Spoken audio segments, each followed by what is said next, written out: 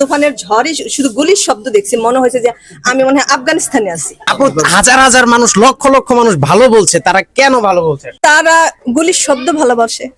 ভাই আমি romantic cinema ভালোবাসি, গুলির শব্দ যারা ভালোবাসে একমাত্র তারাই বলবে যে তুফান বেস্ট, তুফান ফাটাই দিছে, তুফান এই করছে সেই করছে। শুধু ভাই চারপাশে গুলির শব্দ, ওরে মেরে লে, ওরে মেরে লে, ওরে মেরে ফেলে, জাস্ট আর কিছু নেই। মানে একটা সিনেমার মধ্যে যদি শুধু মারামারি ছাড়া যদি কিছু না থাকে, এটা ভাই কেমন সিনেমা? আমি কোনো গল্প বুঝিনি। আমি বলেছি যে আপনারা বলছেন যে রেকর্ড ভেঙে দিতে পারে, সেটা তুফান 2 দেখলে বুঝতে পারবো যে কতটুকু রেকর্ড ভাঙে। তুফান 1 রেকর্ড তো গড়েই নেই, ভাঙবে কোত্থেকে? তুফান দেখে জাস্ট কিছু বুঝিনি। আর যেটা হয়েছে ভাই, আজকে খুবই দুঃখ লাগতেছে যে টাকাটা উসুল হইলো না, আমার টিকিটটা ফেলে গেল, সাথে আমার যাতায়াত ভাড়া প্লাস আমার পপকর্ন, মানে আমার সবই জ্বলে গেল।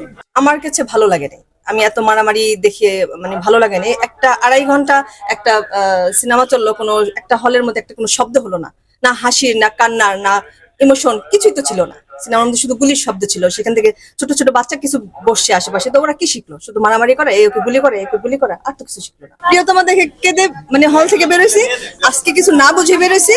আর রাজকুমার দেখে হাসিও নেই, কাঁদিও নেই, যেটা কি দেখলাম ভাই। এখন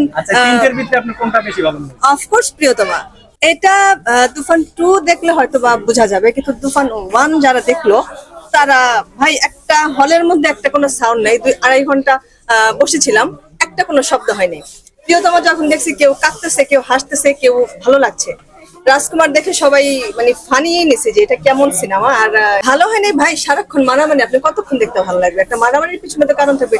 একটা সিনেমার মধ্যে মারামারি থাকবে, রোমান্টিকতা থাকবে, রোমান্স থাকবে, গান থাকবে, মানে সবকিছুটা টান টান একটা ব্যাপার থাকবে। মানে টান টান উত্তেজনাটা কিছুই পাইনি, অসহ্য কি। মানে আমি যে 2.5 ঘন্টা হাউসফুল টিকিট পাওয়া যাচ্ছে না, এবং প্রত্যেকটা মানুষ মানে আমি আজকে 1.5 ঘন্টা অনলাইনে ঘুরে ঘুরে টিকিট পাইছি, এবং সবার নিচে খুব কষ্ট করে দেখছি, ঘাটটা ব্যথা করতেছে অলমোস্ট, তাও দেখছি। মানে আমি মানে দেখবই শাকিব খানের সিনেমা, কিন্তু দেখে ভাই অ্যাকচুয়ালি হতাশ হয়েছি। এখন তুফান 2 দেখার আশায় আছি, যে এক ফটো না ভাই, কেউ ফেরত দিলে দেন, মানে আমি খুব কষ্টে আছি। প্রিয়তমার ঝড়ে ভেঙেছে। আমরা যারা বাংলা ছবি দেখি না, তো প্রিয়তমা দেখে আমাদের চোখে পানি আসছে, সুতরাং প্রিয়তমা দেখে এটা ভেঙেছে, কিন্তু তুফানের ঝড়ে না। তুফানের ঝড়ই শুধু গুলির শব্দ দেখছি, মনে হয়েছে যে আমি মনে হয় আফগানিস্তানে আছি। ভাই কাহিনী বুঝিনি, কপি বুঝবো কই থেকে? মাঝে মাঝে কেজিএফ এর মতো একটা লুক দেখি, কেজিএফ এর যে নায়কটা আসে ওরকম একটা লুক আছে, আর আদারওয়াইজ কিছুই নেই।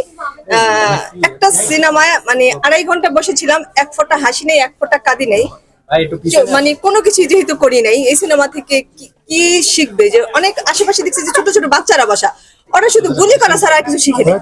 সাকিব খান অবশ্যই ইন্টারন্যাশনাল হিরো, কিন্তু ভাই গল্প তো থাকতে হবে, একটা সিনেমার মধ্যে একটা গল্প থাকতে হবে। গল্প টোটালি আমি কোনো গল্প দেখিনি।